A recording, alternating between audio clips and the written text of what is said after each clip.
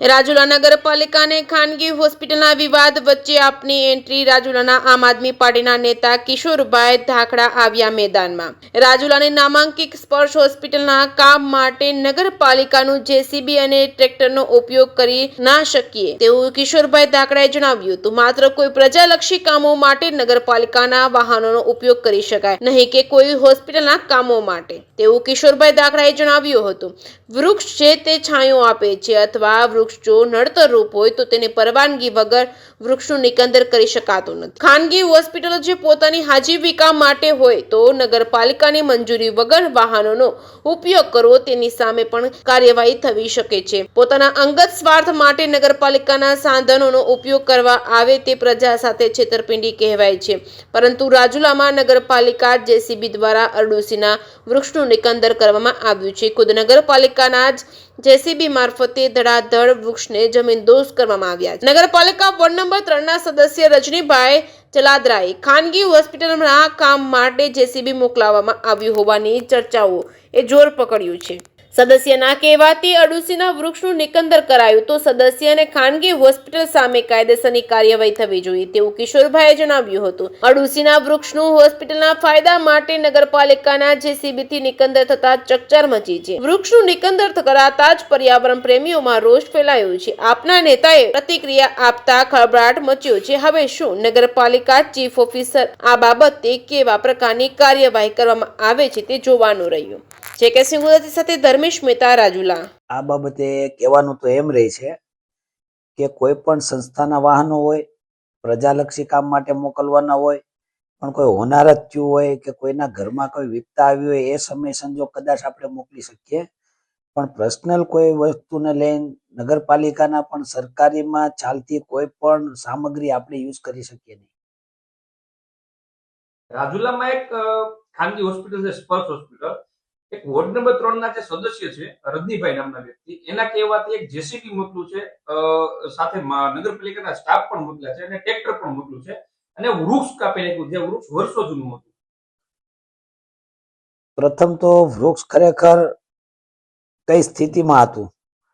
વૃક્ષ જો જર્જરિત હોય, પડવાથી કોઈને નુકસાન થતું હોય ને કાઢ્યું હોય તો કદાચ એને જવાબદારી પૂર્વક કામ કર્યું હોઈ શકે, પણ જો વૃક્ષ કોઈ સારું હોય અને ઉગતું હોય અને માણસને છાંયડો આપતું હોય તો એમાં પણ એક જીવ છે, એટલે એની પણ એક પ્રોસિજર હોય છે. જંગલ ખાતાની મંજૂરી, નગરપાલિકા વિસ્તારમાં હોય તો એની મંજૂરી, ત્યાર પછી વૃક્ષ કાઢી શકાય. ને એને માટે સરકારી મિલકતનો ઉપયોગ કરવો કે ન કરવો એની માટે સરકારી જે કાંઈ ખાતાના વાહનો આવતા હોય એના પૂર્વ અધિકારીની મંજૂરી મેળવવી આવશ્યક હોય છે.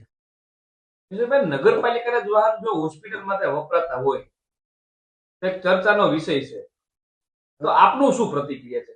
પેલા તો હોસ્પિટલની તમે વાત કરતો તો કઈ હોસ્પિટલ? સરકારી હોસ્પિટલ કે પ્રાઇવેટ? Private hospital. ના, પ્રાઇવેટ હોસ્પિટલ તો એવું છે કે પોતાના આજીવિકા માટે બનાવેલી હોસ્પિટલ હોય છે, એટલે એની અંદર લગભગ નગરપાલિકા કે કોઈ પણ સરકારી કોઈ પણ વાહનનો ઉપયોગ કરવો હોય તો એની પૂર્વ મંજૂરી અધિકારી આપવી પડે. કોઈ સદસ્ય, કોઈ સભ્ય કે કોઈ પણ પદાધિકારી પ્રાઇવેટ ખાનગી હોસ્પિટલમાં કોઈ પણ વાહન વ્યવહાર મોકલી અને કામ કરાવી શકે નહીં. અહીંયા અરડુસા નામ જે વૃક્ષ છે એને નગરપાલિકાના જેસીબી દ્વારા જમીનદોસ્ત કરી દેવામાં આવ્યું છે. ખરેખર જો આ વાત સત્ય હોય, રેકર્ડ ઉપરની હોય તો એક વખતે પછી આપણા ઘણા વૃક્ષો નાશ પામ્યા છે. હાલમાં એક વૃક્ષ માતા કે નામના કાર્યક્રમ જ્યારે સરકાર ચલાવતી હોય ને જો એવામાં જો આ ઘટના ઘટી હોય તો ખરેખર આને ગંભીરતા લેવા જેવી છે. તમામ પદાધિકારી, અધિકારી તેમજ કલેક્ટર સાહેબ, મામલતદાર સાહેબ તેમજ ફોરેસ્ટના અધિકારીઓ પણ આની નોંધ લેવી જોઈએ, કારણ કે આ વૃક્ષ અત્યારે જીવન દોરી પ્રકૃતિની અંદર જ્યારે આપણે છેડા થઈ રહ્યા છે અને આજે જોઈ રહ્યા છીએ દિલ્હીનું વાતાવરણ કેટલું પ્રદૂષિત છે, માણસોને ત્યાં શ્વાસ લેવાની તકલીફ પડે છે, તો એવી ભવિષ્યમાં અહીંયા એ માહોલનો આપણે સામનો ન કરવો પડે એના માટે જો વૃક્ષ નડતું ન હોય ને થોડું ઘણું હાલવામાં પણ અડચણ હોય તો એને જાળવવું, એને કાપવું એ સોલ્યુશન નથી. જો ખરેખર કપાણું હોય તો વન્ય પ્રેમી અને આ પ્રકૃતિ હારે રહેનારા લોકોની ખરેખર લાગણી દુભાણી છે. આવું ન થવું જોઈએ. કિશોરભાઈ, વૃક્ષ કપાઈ ગયું પરંતુ નગરપાલિકાના સાધન સામગ્રીનો ઉપયોગ કર્યો છે, આમાં શું કાર્યવાહી થવી જોઈએ? કારણ કે આક્ષેપ પણ એવો છે કે સદસ્યના કહેવાથી જેસીબી ખાનગી હોસ્પિટલના કામ માટે ગયું હતું, આમાં શું કાર્યવાહી થવી જોઈએ? અત્યારે તો જો કે 28 ભાજપના સદસ્યો ચૂંટાણા છે. રાજુલાએ પૂરા મનથી ખોબલે ખોબલે મત આપ્યા છે. તમામને સારા સુશાસન માટે, સારા કામો માટે મોકલ્યા છે. પણ છેલ્લા થોડાક સમયથી જે રીતનું ચાલી રહ્યું છે, ખરેખર બધાને આત્મમંથન કરવાની જરૂર છે. બધાને સંયમતા રાખી અને એક વિચાર વિમર્શ અને એક પરિવારની જેમ કામ કરવાની જરૂર છે. પ્રજાલક્ષી કામ કરવાની જરૂર છે. પોતાના અંગત સ્વાર્થ માટે જે નગરપાલિકાનો મિલકતનો ઉપયોગ કરવામાં આવે છે તે પ્રજા સાથે છેતરપિંડી કહેવાય. કારણ કે આવું કરી ન શકાય. કારણ કે તમને જ્યારે જવાબદાર આપે છે, જવાબદાર વ્યક્તિ તરીકે રાજુલાનું પ્રતિનિધિત્વ કરવાનું મળ્યું હોય ત્યારે તમે કોઈ ખાનગી કે કોઈ વ્યક્તિગત કે પોતાના માટે તમે જો એનો ઉપયોગ કરો તો ખરેખર તમારા માટે પણ શરમનાક વસ્તુ છે. પ્રજાએ જે મત આપ્યો એને પણ આ જોયા પછી એમ થશે કે અમે આળા કેને મત આપ્યા.